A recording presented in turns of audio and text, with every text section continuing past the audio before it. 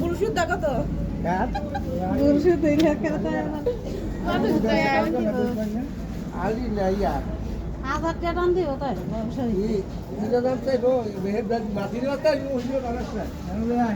চল এটা মাছ কার দাম হইতো কইতে না দেখাইতাম নাকি মাছ নাই কেউ দূর আয়াম তো আধা ঘন্টা কাজ হইতো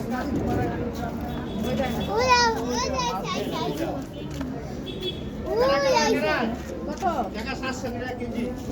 400 কেজি 700 টাকা কেজি ওই 700 টাকা কেজি